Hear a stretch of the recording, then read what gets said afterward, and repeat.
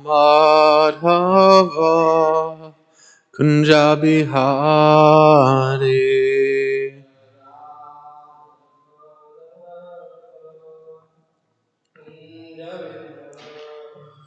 Jaya Radha Madhava Kunjabihari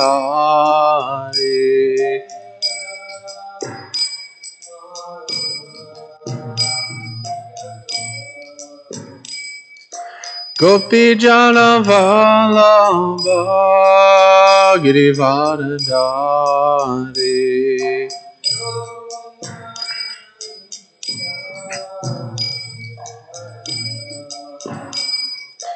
Gopi Jana Vallabha Girivardhari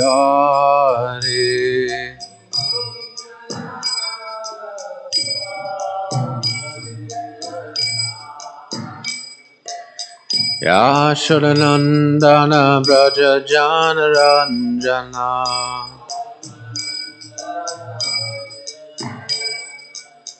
Yashodanandana Braja Jana Ranjana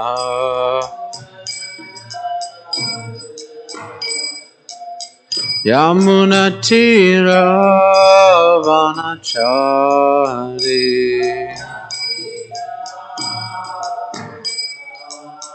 Yamuna Tira Vanachari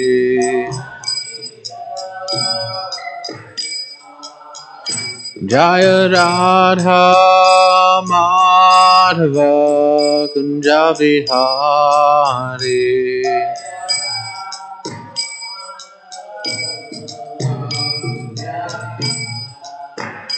Jaya Radha Madhava Kunjabihari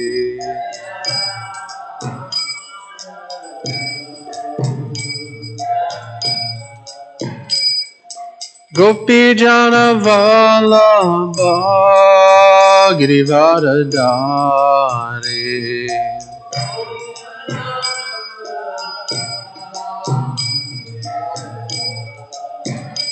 Jaya Gopi Jana Vallabha Girivardhari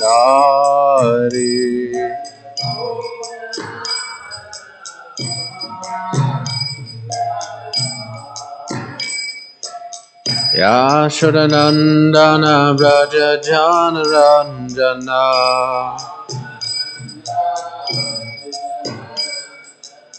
Yashodanandana Braja Jana Ranjana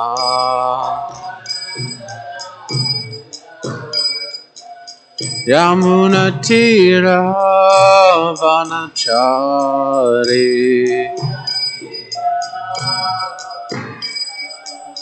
Yamuna Tira Vanachari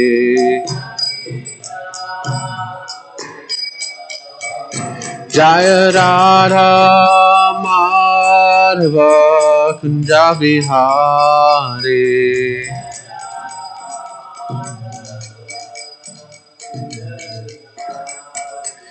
Jaya Radha Madhava Kunjabihari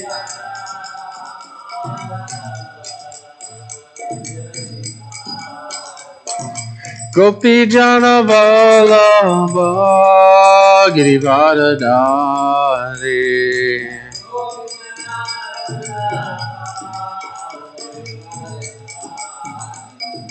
Gopi Jana Vallabha Girivardhari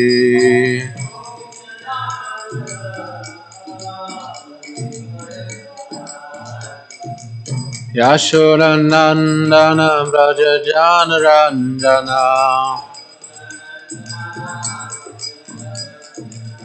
Yashodanandana Braja Jana Ranjana Yamuna Tira Vanachari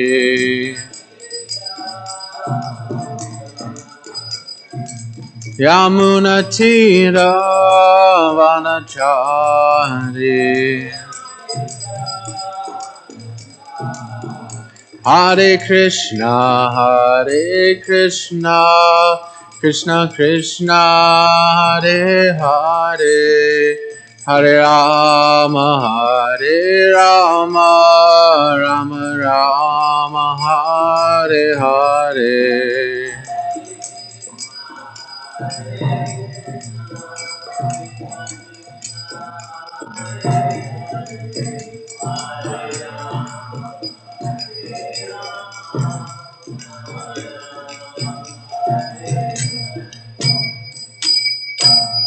Jayam Vishnupad Paramahamsa Parivrajacharya Astotra Shata Shri Srimad A.C. Bhakti Vedanta Swami Srila Prabhupada Ki Jai Grantaraj Srimad Bhagavatam Ki Jai Samaveda Bhakta Vrinda Ki Jai.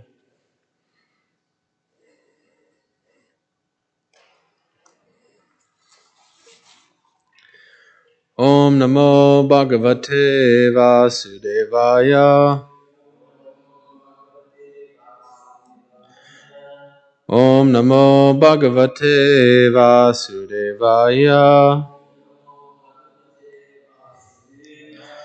Om Namo Bhagavate Vasudevaya.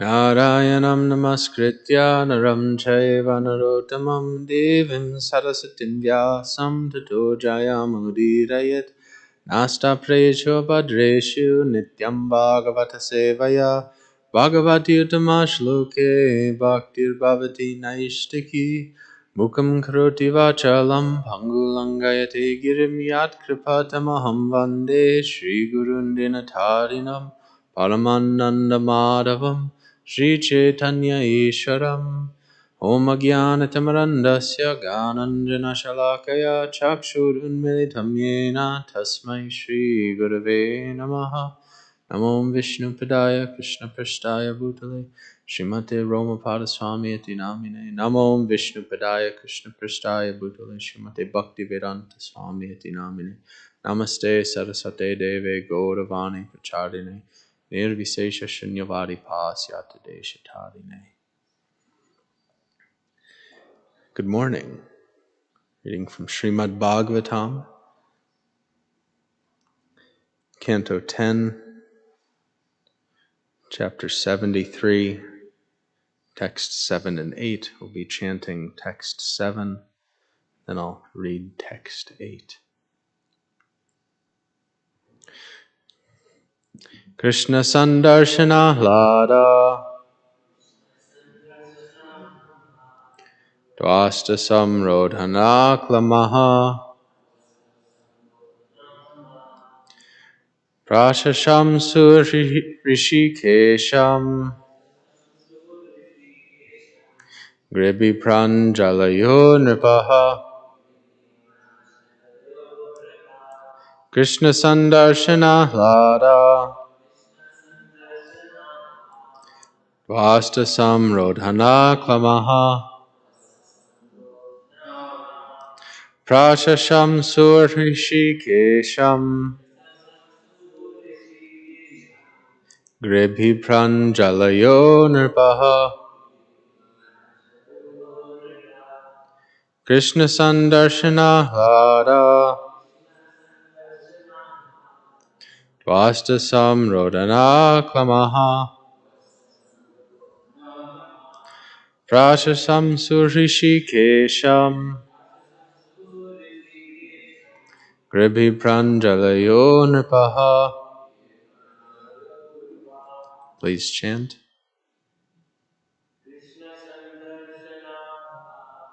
Krishna Sandarshana Hara Vasta Samrodhana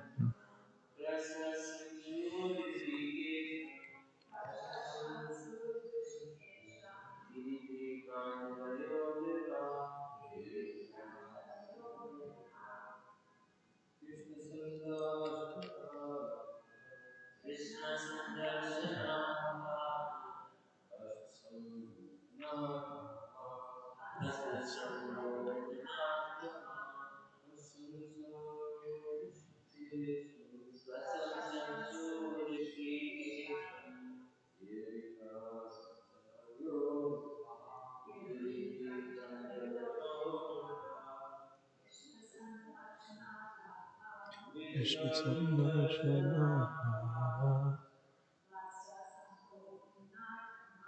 Krishna Sanrodhana Klamaha Krishna Shikesha Giri Panchaya Krishna Sandarshana of seeing Lord Krishna. Ahlada by the ecstasy. Dvasta eradicated. Samrodhana of imprisonment. Klamaha whose weariness. Prashashamsu they praised. Rishikesha Isham the supreme master of the senses. Girvihi with their words. Pranjalaha with joined palms. Nripaha the kings. Translation by the disciples of His Divine Grace, Srila Prabhupada.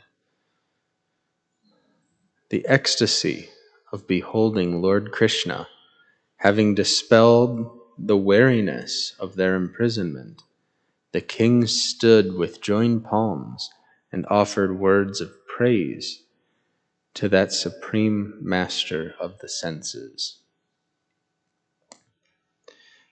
And text 8, Rajan Uchuhu Namaste Deva Devesha Prapanatri Avaryaya Prapanan Pahina Krishna Nirvinangroha Samstrihi. The king said, Obeisances to you, O Lord of the ruling demigods, O destroyer of your surrendered devotees' distress. Since we have surrendered to you, O inexhaustible Krishna, please save us from this terrible material life, which has made us so despondent. Now, text 7 and 8 combined. The ecstasy of beholding Lord Krishna having dispelled the weariness of their imprisonment, the kings stood with joined palms and offered words of praise to that supreme master of the senses. The kings said, Obeisances to you, O Lord of the ruling demigods, O destroyer of your surrendered devotees' distress. Since we have surrendered to you, O inexhaustible Krishna, please save us from this terrible material life, which has made us so despondent.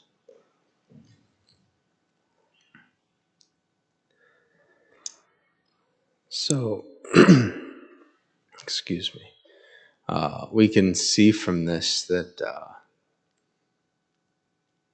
as a byproduct of their imprisonment, these kings have become very realized in the truth about this material world. They're kings, that's their position. Naturally, kings live very comfortable lives until they're imprisoned by other kings that are more powerful and evil. So being imprisoned by Jarasandha, they've been put into a position to receive Krishna's mercy. They've also been put into a position to understand the truth about material life. So they're in this position now where they can ask Krishna for something. You know, he's just saved them from the clutches of Jarasandha. So they could have just as well asked to have been restored to their positions, to have a bigger kingdom, better armies, more riches or wives. They could ask for any of these material things, but they didn't. The second verse,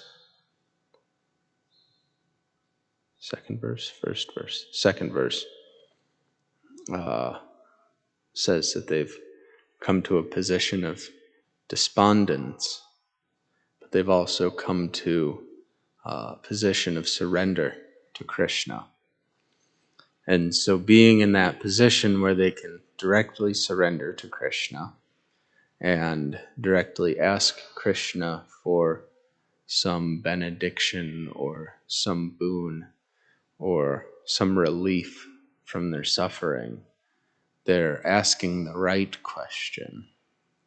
They're not asking for a better material position because they've now figured out that there is no better material position. They're asking now for to be saved. They say, please save us from this terrible material life which has made us so despondent. So they're realizing that it's not necessarily the imprisonment by an evil king. It's not this, it's not that, it's not the other. But it's the whole of material life that's made them despondent. The word samstrehe from the second verse, from the 8th verse rather, is important in this connection. It's coming directly from the word samsara.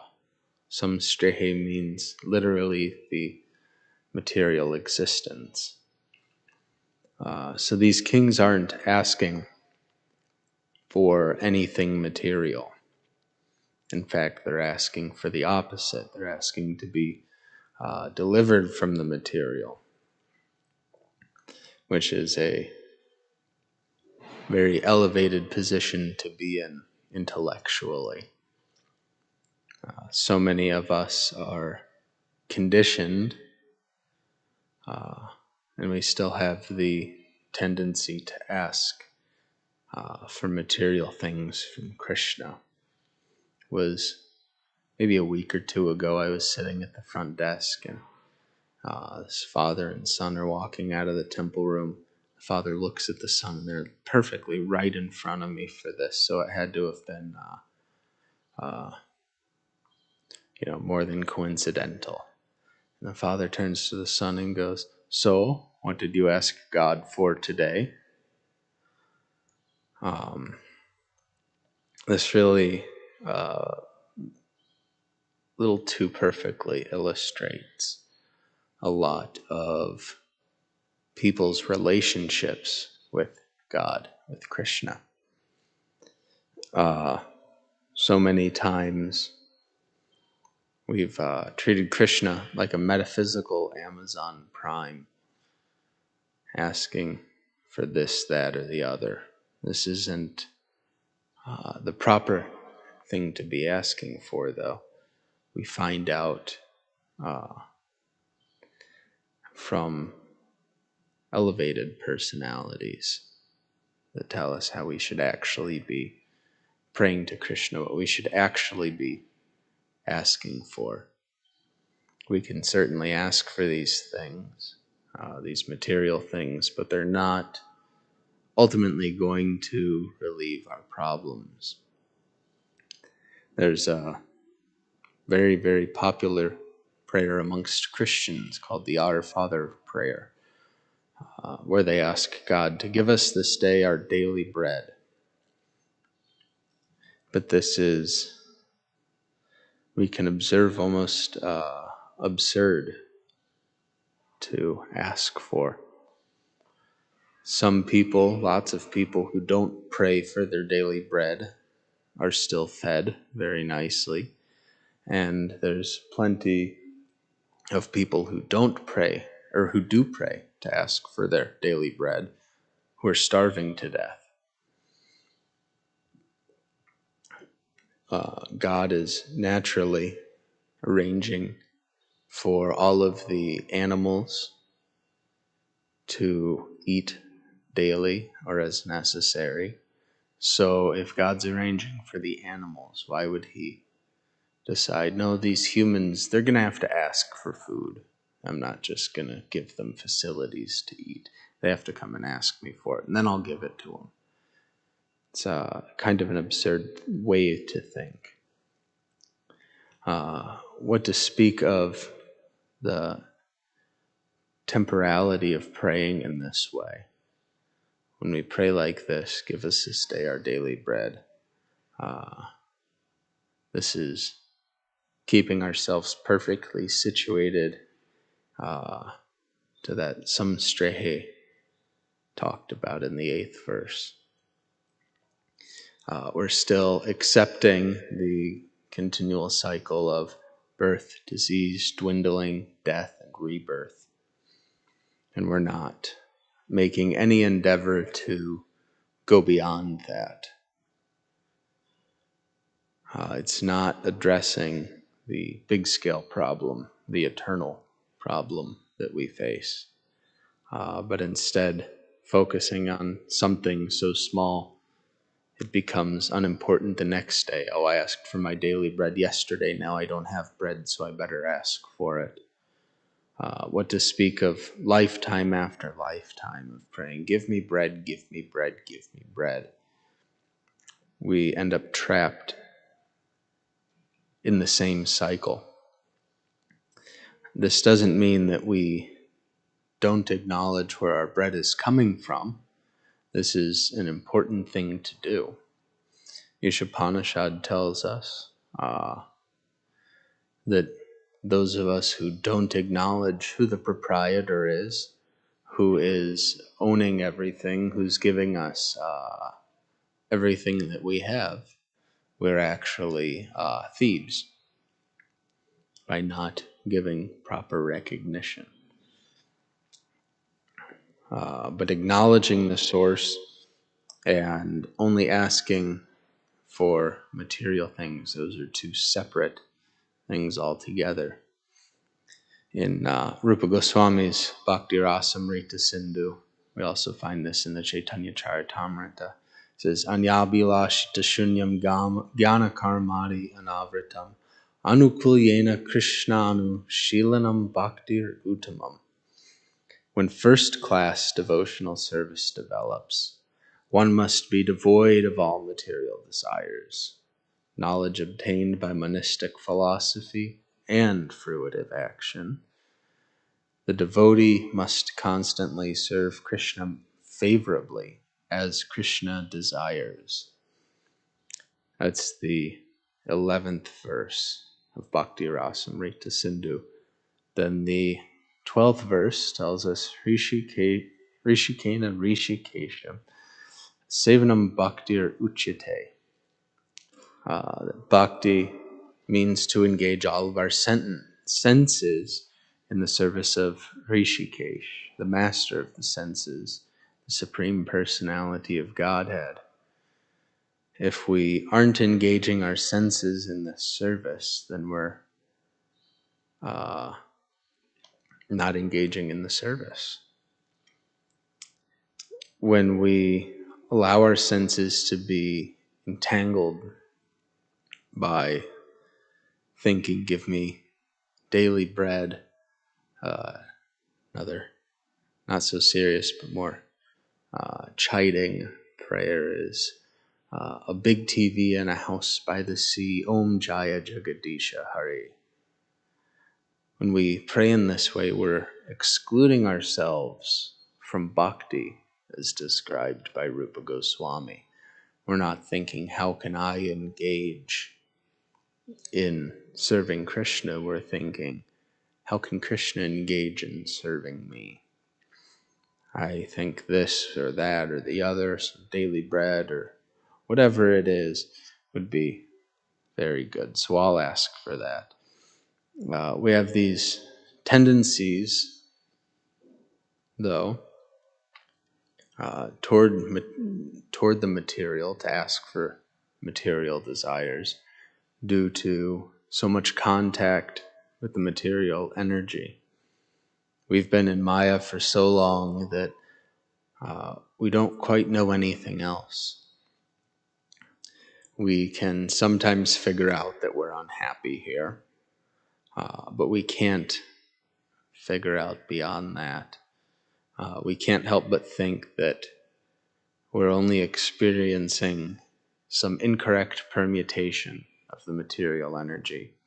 And if we get things lined up just so, then we can finally be happy. If I just get this, or when that happens, or when I'm with this person, or when I'm without this person, whatever it is, then we are convinced we'll be happy. Once I retire, I can do whatever I want, or once the kids move out, whatever it is, we're always trying to set up the ideal life. And we idealize the lives of other people as well. And, oh, they have so much money, it must be so nice to have that much money, they must not have any problems. But if you listen to these people, then you'll hear, wow, they also have problems too. They're different problems. They might seem like luxury problems, but our problems seem like luxury problems to other people. And even as devotees, we can sometimes get trapped into that same mindset. We might just have a devotional facade in front of it. We might say, once XYZ happens, then I can retire, and I'll be a vanaprastha, and I'll engage in bhakti all the time and be happy. I was certainly victim to this mentality before I moved into the ashram.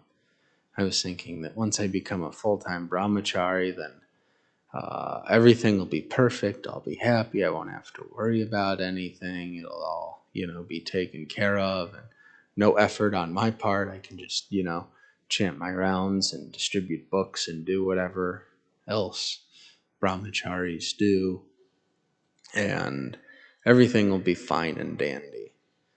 But that's not exactly the case. Whenever we rely on one material arrangement or another, we're not going to be happy.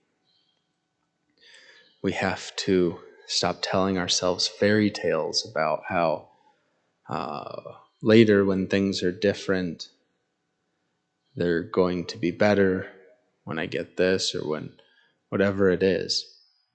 We have to accept the actual truth of this material world.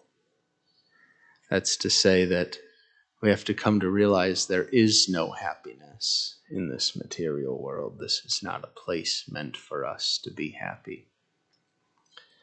Just like there's no sun on this planet,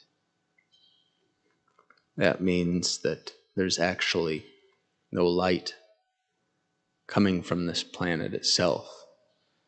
The light's coming from the sun planet, which is warming my back very nicely, somewhere way over there, millions and millions of miles away.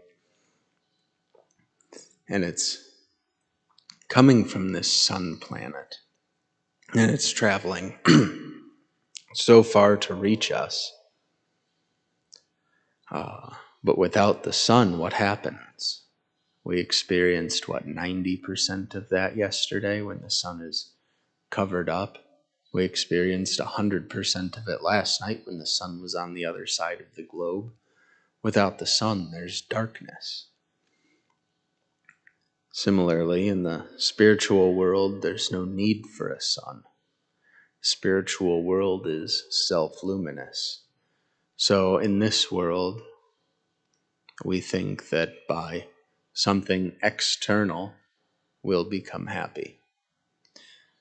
However, our original position, our true position in the spiritual world, is that of Satchidananda, which means we're constitutionally happy. We're happy from within due to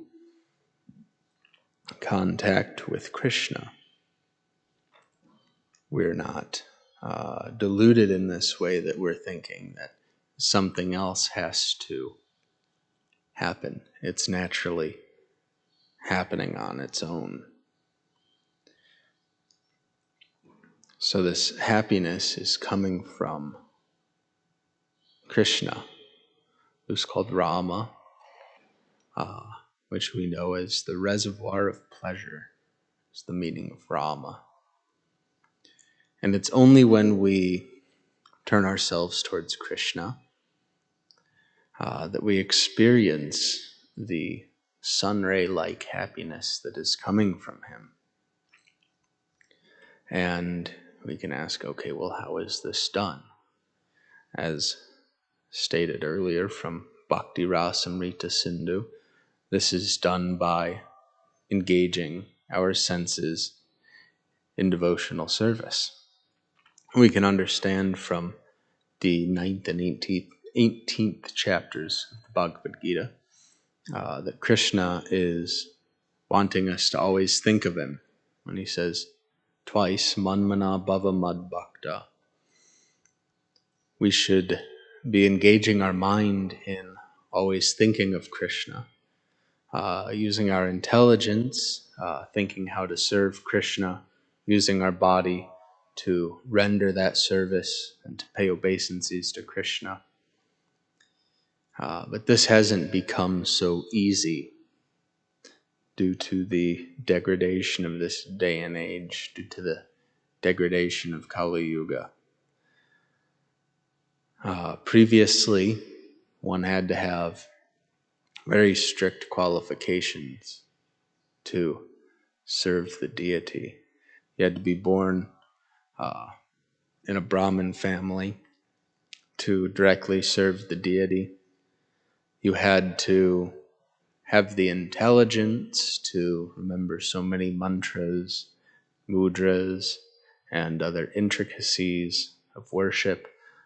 You had to have some material wealth to obtain all the correct paraphernalia for worshiping the deity. So if you weren't a Brahmin, then you didn't have that direct service to the deity. But everybody in the varnashram system is engaged in one way or another.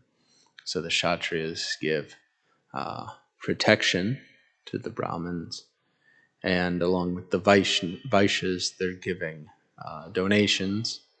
The Shudras are working as assistants. They're caring for the cows, producing the milk and the grains and the things necessary to make cloth and all of these things like that. It's all going towards the worship of the deity.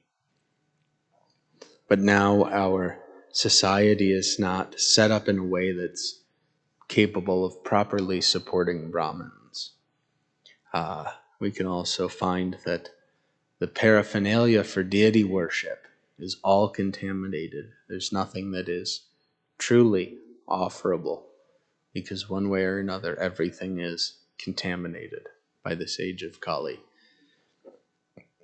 Still, though, due to Krishna's unlimited mercy, he comes in his deity form so that we can still serve him.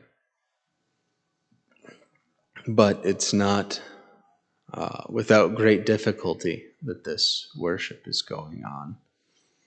And it's a very glorious thing to engage in deity worship because of its difficulty.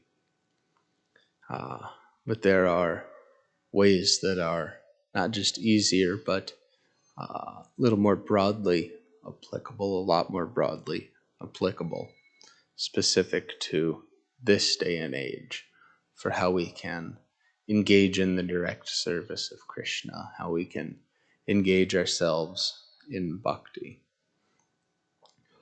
We know that Krishna has come as Chaitanya Mahaprabhu and brought us the Sankirtan movement. And the Sankirtan movement is the most glorious because anybody can engage in it, regardless of their status, regardless of birth, regardless of their intelligence or social standing. Anybody can chant Hare Krishna. Just like Srila Haridas Thakur was born into a Muslim family. And in this movement, we find that some people are very strongly anti-Muslim. But this level of bodily conception is actually intolerable for anybody who wants to engage in the Sankirtan movement, because we know that we're not the body, which means we know that others aren't their bodies as well. And we know that regardless of the body that we've entered into in this lifetime, if we've taken a human birth, then we are able to chant Krishna's names. In that same vein, Rupa Goswami, Sanatana Goswami, Jiva Goswami, they were born into Muslim-controlled lands. Rupa and Sanatan both worked for the Muslim government. They were given Muslim names. And this is at a time when it was widely considered by the Hindus that if even a drop of water from a Muslim touched you, then you were no longer a Hindu. This is the concept of people like the caste Goswamis and the Smarta Brahmins, and they rejected these great souls, Rupa Goswami, Sanatana Goswami. But this is another reason as to why we should reject the ideas of the Smarta Brahmins, of the caste Goswamis. These are actually Apasampradayas. They're giving so many false things.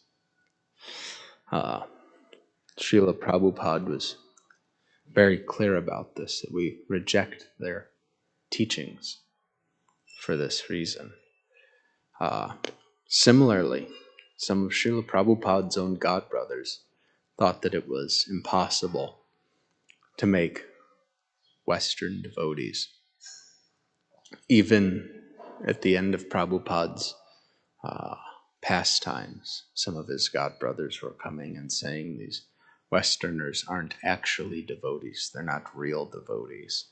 There's this idea that you have to be born in India, in an Indian body, to be able to be a devotee. But Srila Prabhupada's proven to us that regardless of birth, regardless of the status of birth or the location of birth, those of us that are born into human bodies can, in fact, chant Hare Krishna. And it was because of Srila Prabhupada's complete faith in the holy name and his position as Mahaprabhu's Senapati Bhakta that he was able to propagate the Hare Krishna movement on every continent. He didn't do it, however, explicitly by chanting. When we look at the history of ISKCON, we can see that so many centers opened up just by devotees going and chanting and convincing others to chant. But once we began book distribution, then the chanting very rapidly progressed. Many more centers open up, and the movement spread like anything due to book distribution. That's because today so many of us are temporarily incapable of chanting. We're incapable of chanting properly due to so many offenses to the holy name that we're making, known or unknown. In general, people don't have faith in the holy name. By reading Srila Prabhupada's books, however, we start to understand what the truth actually is, not just the truth of our position, not just the truth about this material world, but the truth about the holy name, that Krishna is fully present in his names, and that our prime duty in this age is to chant Krishna's names. This is why not just the distribution, but also the reading of Srila Prabhupada's books is of the utmost importance. Srila Prabhupada came and he manifested these books on Krishna's behalf to teach us what is the holy name, so that we can understand what is chanting and how to chant. By reading Prabhupada's books, then we actually become qualified to properly chant and to chant purely. Because by reading Prabhupada's books, by understanding Prabhupada's books, the impurities in our heart are slowly becoming washed away. Without this process, who on this earth is actually free from anartas, who is free from offenses that are keeping us from the holy name? Practically everybody, save for some very rare cases, has to undergo one level of purification or another to enter into this actual position of chanting Hare Krishna. It's just like when a surgeon is preparing for surgery. First, while he's still at home, he takes a shower and he puts on clean clothes. Then he goes to the hospital and begins the scrubbing in procedure so that he can go to surgery. Similarly, we are undergoing these continual purificatory processes of purifying ourselves by reading Prabhupada's books and purifying ourselves by chanting Hare Krishna. And by engaging in these activities, then we are more naturally able to engage in the other 9 processes of bhakti. The first 2 processes of Shravanam and Kirtanam are very easily executed by chanting. But without proper chanting, the rest of the processes don't manifest nicely in our lives. To say that another way, by chanting nicely, then all 9 processes of bhakti naturally begin to manifest in our lives. Srila Prabhupada has established a standard that we don't offer arti without kirtan. Preferably that kirtan should be performed by devotees that are present in the room. However, due to issues of practicality, sometimes it's necessary we can use pre-recorded kirtans. So this is an example of how the kirtan is helping us engage in the other processes of bhakti. There's one element, however, that's been left out thus far, and it's the most critical element of them all when we're talking about engaging in bhakti, and that is mercy.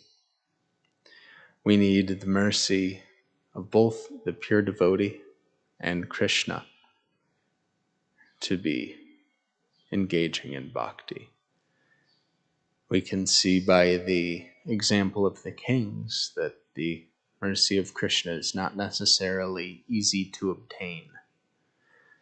Now, there was only, 20,800 kings out of so many personalities that were present on the planet at that time. Only 20,800 of them are getting Krishna's mercy directly. What to speak of the innumerable souls who aren't put in that position? But this is actually our greatest fortune, to be born in Kali Yuga, that we very easily have access to Krishna's mercy as Chaitanya Mahaprabhu. That access comes by engaging in the Sankirtan movement.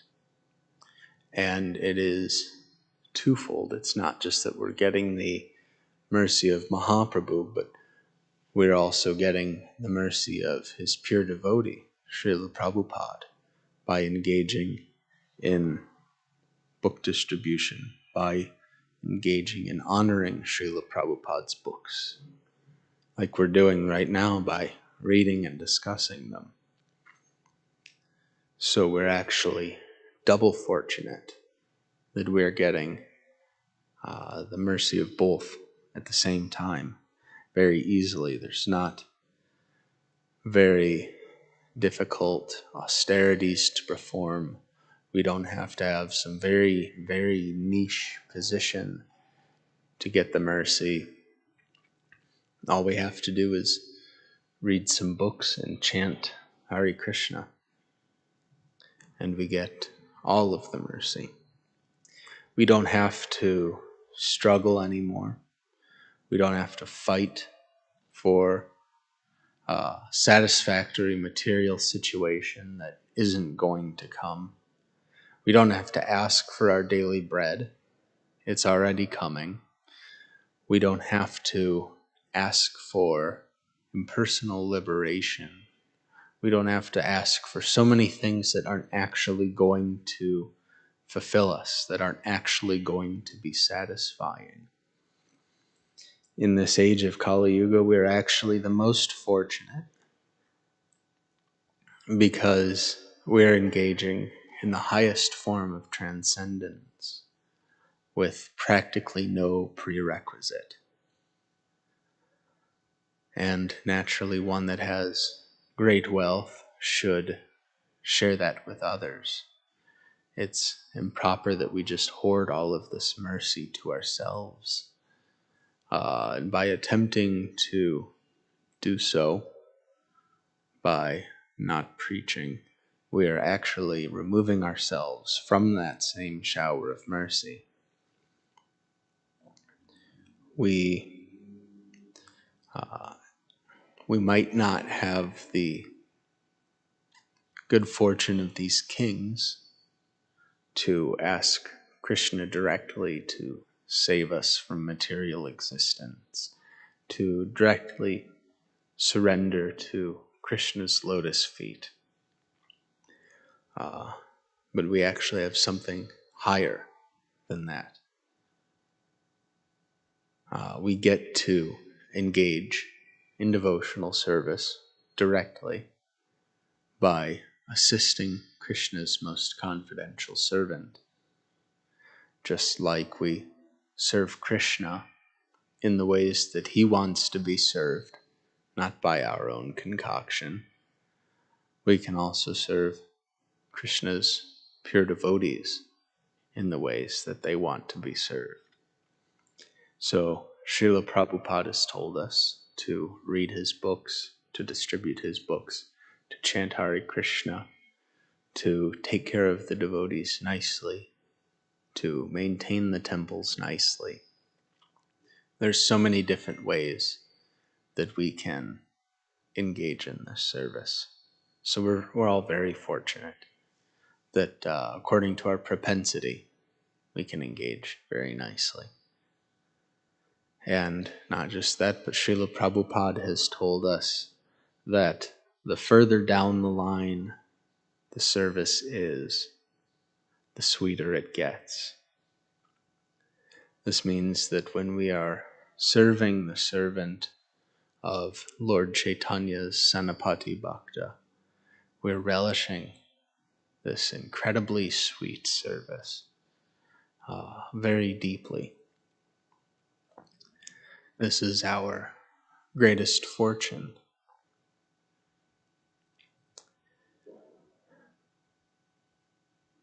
Sometimes it might be, it might not appear so nice that we're in Kali Yuga. It might not appear so nice that we don't have Krishna directly in front of us to ask for something, to ask for salvation, or to ask for service, or whatever we want to ask Krishna for. But it's been presented to us in such a way that we can engage very easily. So, with that, if anybody has any comments.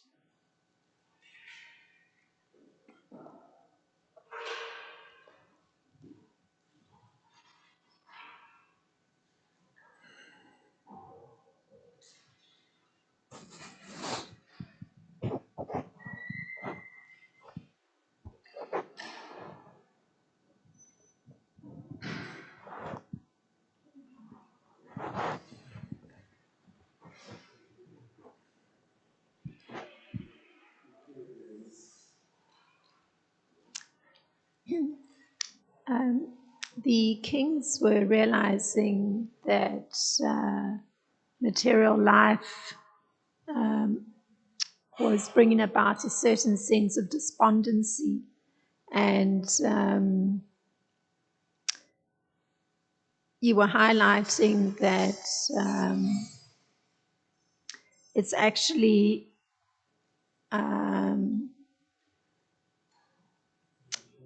a relatively, what should one say, easy thing in one sense to take to devotional life through reading. So the question presents itself, of course,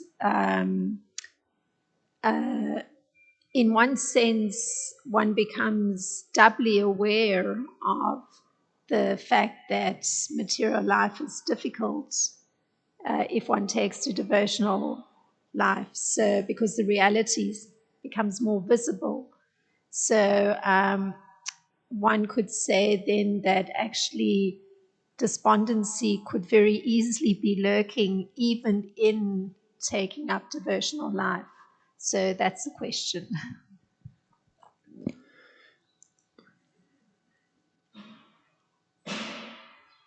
As somebody who's felt despondent in devotional life as well as material life, I think that it's very much small picture viewing to be in that despondency when engaging in devotional service. At least for me, whenever I'm feeling that way, it's because I'm not seeing the actual bigger picture.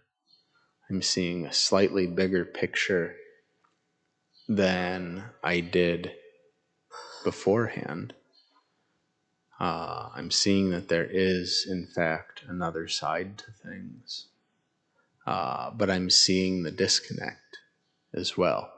That there is the perfectional stage where one is transcendental to the material miseries, and there's whatever the hell stage I'm at that definitely isn't that. And there's no scope of what's in between being actually a very brief thing. And this is all, again, from my perspective.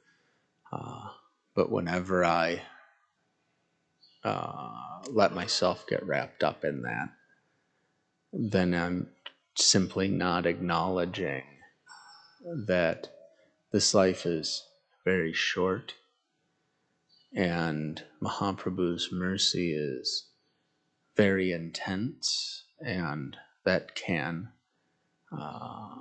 if I choose to, make the process very quick. At the same time, it's not an easy thing, but it's also not taking into account how much better things are as a devotee in devotional service than as a non-devotee in sense gratification service. When the actual big picture is looked at of what is life without devotional service and what is life in devotional service, what to speak of life perfectly engaged in devotional service, but life imperfectly engaged in devotional service is so much better than not being engaged in that service. As long as I'm seeing things through the proper lens. If we don't have that proper perspective, everything is warped. The person who needs corrective lenses without their glasses on isn't going to be able to see properly. But once they put the glasses on, then they can see properly and everything becomes very clear.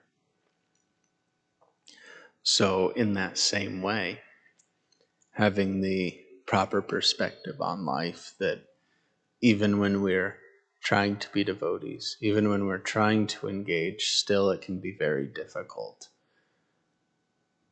But it's less difficult and much better to try to be a devotee than it is to try to serve the senses. For myself, at least, that naturally eases the despondence. It eases the all the negative emotions and makes things a little bit easier to comprehend, a little bit easier to deal with. Because this world is naturally difficult, and that's what it's meant to be. It's difficult. We're meant to be uncomfortable here.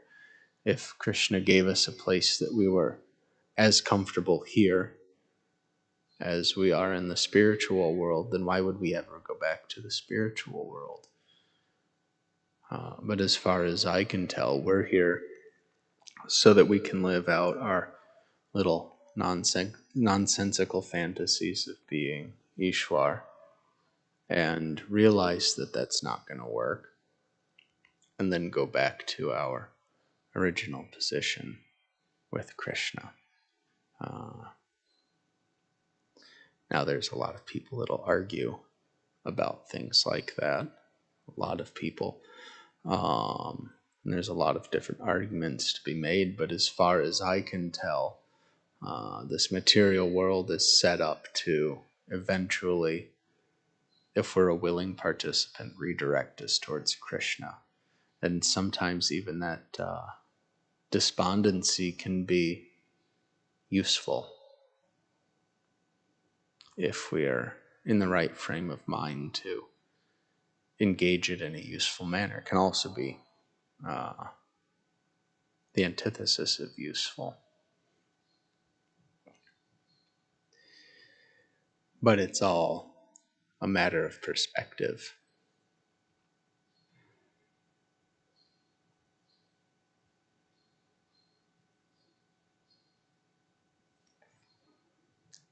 Anyone else?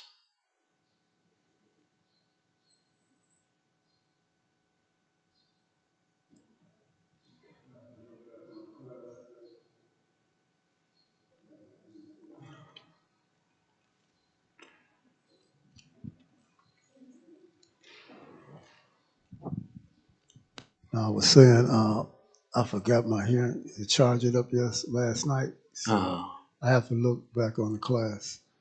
But I was I was thinking about some men Savananda was talking about, and he was saying that our books are like diamonds, okay, and everybody don't deserve diamonds, okay. Just some people. He was saying about how we distribute books. Like we can't convince people a lot of times because they don't understand. We can't put too much effort into trying to convince them to take a book. But if we show the book, and then those people that understand, that's looking for it, they'll take a book. But I was thinking, how much effort should we put into it to convince them to take a book? The knowledge is so transcendental and unlimited. So a lot of people, even when you explain the most simplest way, they, you know, in other words, I think it's just some people just not ready for the book, period, So we're trying to get those people at least a little bit ready for the book. And then another point I want to make, I brought my son a whole set of Srimad Bhagavatam, and he lost them. I said, how you lose them? How you lose a whole set of books? But, I thought about it. I said, maybe he just wasn't ready for those books. You know what I'm saying? And I told him, I said, only thing you have to do is dust the books off every day and keep them clean. And you get the mercy from the books. But he still didn't take that value. He didn't understand how valuable they were. So, you know, what to do. Sometimes we can give people, the books, or they'll buy a book. We want to see if they give us a donation for the book, they're going to read the book, you know. But sometimes they don't, sometimes, like I said, I had a hard time processing him losing a whole set of books, you know. I just said, man, I'm not bad, no more, that's for sure. So, Prabhu, anything that'll help us. The average Srimad Bhagavatam set weighs about 55 pounds. So that is a feat. That's a very impressive feat to lose an entire set of Srimad Bhagavatam. It's very impressive. Not good impressive, but impressive. It's true that some people aren't ready.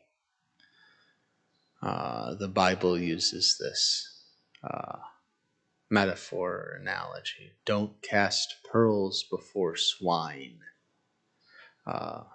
So don't try to distribute books to pigs is usually a good rule to follow. They usually just try to eat them. Some people aren't ready, but that's okay. There's so many stories within the Hare Krishna movement of people who receive books who weren't ready for it, who don't read it, who put the book on a bookshelf or on a desk or give it to somebody else, and that person was ready. Or somebody, goes into somebody's study and sees this weird book on a shelf with, a blue guy and a white girl, or, this really far out blue cover with all these white dots with these four-armed dudes inside, or whatever book it is. They see it and they become automatically attracted. And they read the book and become devotees. Even though they didn't receive the book themselves, they found it one way or another So if we stopped giving books to people who weren't ready, then the amount of books that find their way into the hands of people who are ready would reduce. One of the things I will tell people when I'm distributing books that say, they decline the book for one reason or another, I like to encourage them, maybe this book isn't for you, but maybe there's somebody that you know that really needs it that I don't know or I won't have the chance to talk to. And this book could completely change their life for the better. And without your help, they won't be able to get the book. So if you can think of someone, or even if you can't think of someone, but you have a little bit of space on your shelf so it can sit and wait for the right person, because books are very patient. They'll sit and wait until the right person comes along, and they won't be bothered by it. Then please take the book, and then we'll see where it ends up. Or maybe you're not ready for it right now, but in 6 months, a year, 5 years, 25 years, it might be time. And then you have it. Because it's better to have it and not need it than need it and not have it. And it's not always a successful appeal to get somebody to take a book. But sometimes it does work.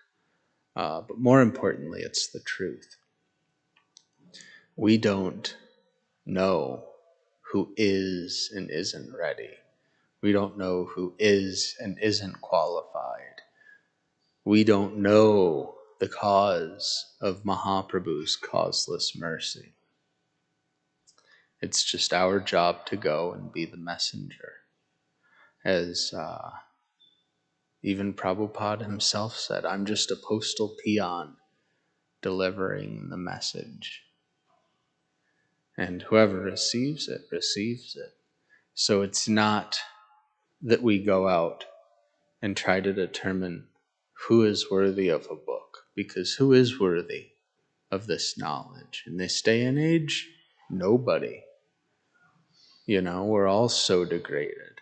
We're all so focused on our senses. We're all so unworthy. This is Kali Yuga. Not very many great souls show up in Kali Yuga. But it's not up to us. It's up to Mahaprabhu. He comes to give Krishna Prema to everybody, whether they deserve it or not. He gave Krishna Prema to Jagai and Madhai, who committed every sin there is. And yes, while there's lots of sinful people in this age, nobody's quite so sinful as Jagai and Madhai. They're expert in that.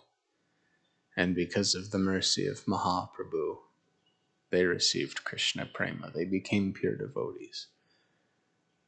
So our job is to simply be the vehicle for Mahaprabhu.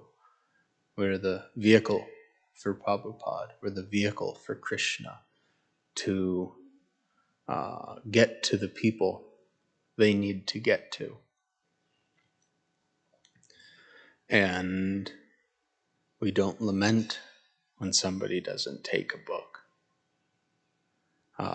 To some degree we do, because we know that person is suffering, and their suffering won't end until they reconnect with Krishna. But instead we just try to find the next person who is going to take a book for whatever reason it is. So many people take books and don't read them, and it ends up with somebody else, and that ends up working out.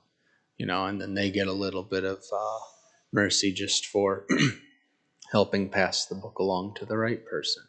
And eventually then, after however much time, they might eventually become ready just by that act of giving somebody a book who was ready for it. It's impossible to say. And I'm certainly no instrument to decide. I'm just an instrument to help. I'm an instrument to get books into hands, get butts in seats, whatever it takes. And Krishna does the rest, because I'm not capable of doing anything else. So we also have to be careful not to go too far with it.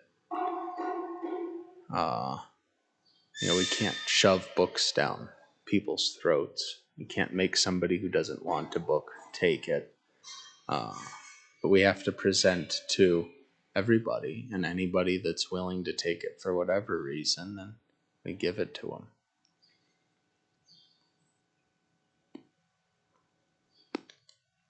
Sometimes you see a person and you say, I know this person don't want no book. That always happens, you just know this person don't want no book. But sometimes you say, okay, I'm gonna ask them anyway, and that person take a book. So that happens to me a lot, And most of the time I say, my mind will say, this person do not want a book, okay? And I'll pass them up, you know. But sometimes I say, okay, I'm gonna ask them anyway, And sometimes it works. I have stories about that. And sometimes I'm right when I think this person doesn't want, and sometimes I am very wrong. But those can be shared at another time. It's about time for class to end. So, with that, Grantaraj Srimad Bhagavatam ki jai, Samaveda Bhakta Vrinda ki jai.